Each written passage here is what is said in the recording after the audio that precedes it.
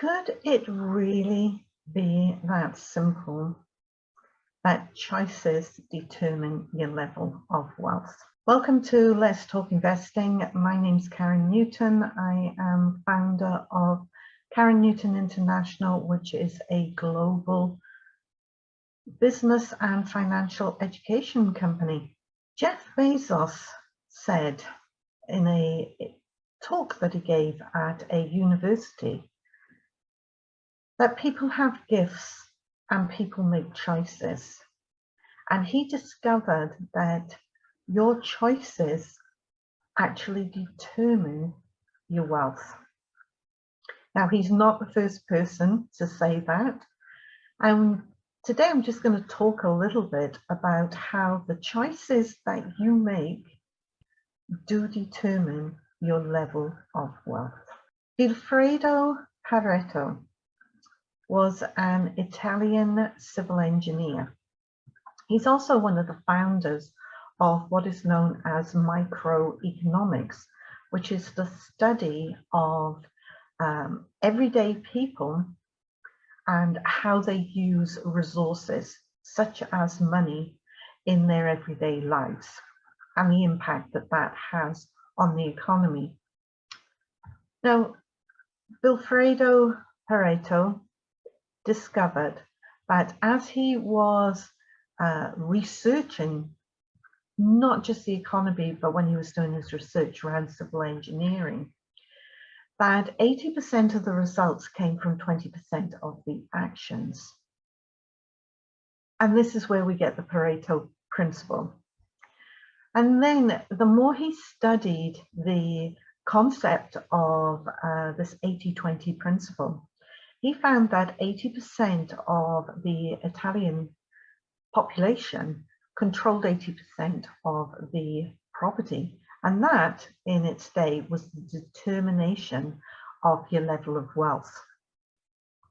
So we started looking at the 20% of people, and he found that the only difference between the people who were wealthy and the people who weren't was the choices that they made.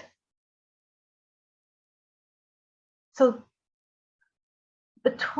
we talk about Jeff Bezos, who said that when he understood that his choices determined his level of wealth, he changed the way he made his choices and changed his lifestyle and his wealth.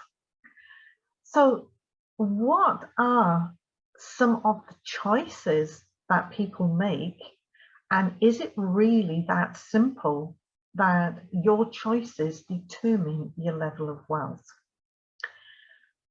And the answer is quite simply yes, because when you make a choice to do something, you will follow that up with your action steps, with the plans you put in place, the goals you set yourself, and the whole thing starts with the choice that you make. So when I understood choices and I decided that I was going to become a millionaire, then the first thing I did was I started studying specifically people who were millionaires. What did they do that was different to people who weren't millionaires? And I found that their mindset and the choices that they made around money made the difference between them having money and not. And an example of that is people who want to build wealth. And I've just given an example of what I did. I was one of those people who, when I was growing up, television was a new concept. And so I got hooked on television and I would watch quite a lot of TV. As much TV as I could fit in. I did other things, obviously, but yeah, I spent quite a bit of time watching television. And when that sunk in as to how much time I spent watching television, I thought, what could I do if I wasn't watching television? And so that was a start. That was one of the first choices that I made that said, you know what? I am going to use this time when I would normally watch television. I am going to use this time and I'm going to use that time to do something that's going to improve my life. Once that choice had been made, I then put a plan together. I put focus into that plan and I got the results that I was looking for. Studying what the millionaires of the day were doing meant that I actually switched my thinking to that of a millionaire. That was a choice for me, and that then allowed me to become a millionaire.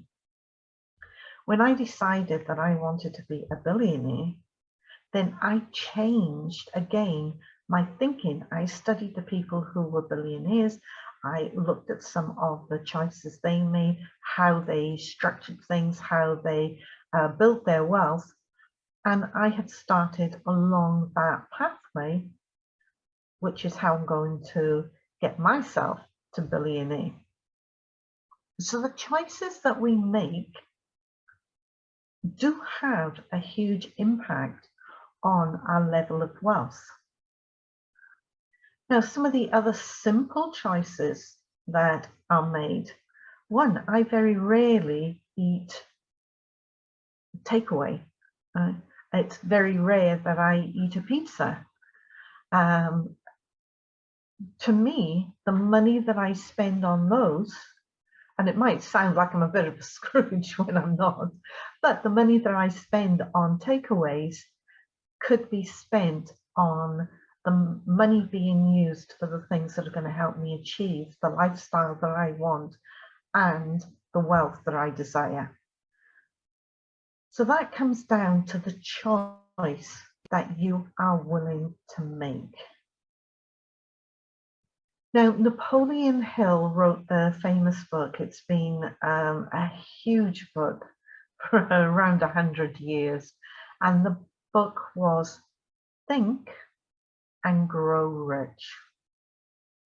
So can you really think your way to wealth? Well, Pareto thought you could. Jeff Bezos thought you could.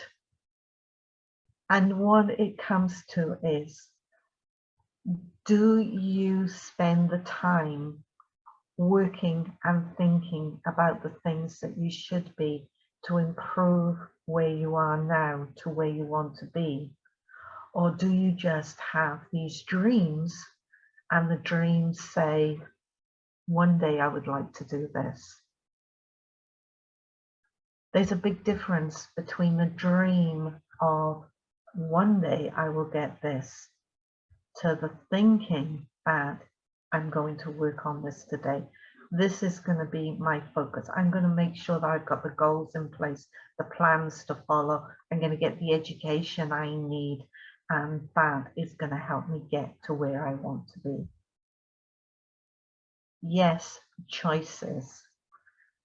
So take a moment and look at some of the choices that you make on a day-to-day basis. The thing is that habits control a lot of those choices that we make. And sometimes the choice has to be to change the habit so that the habit will allow you to then create the wealth that you want. So take a moment to look at what are the choices that you make on a daily basis. Are those choices really holding you back and stopping you from becoming wealthy or having that dream lifestyle that you want? Or are your choices ensuring that you are on the right track to achieving everything that you desire? Pareto's 80-20 rule. I'm a strong believer that 20% of your actions generate 80% of your wealth.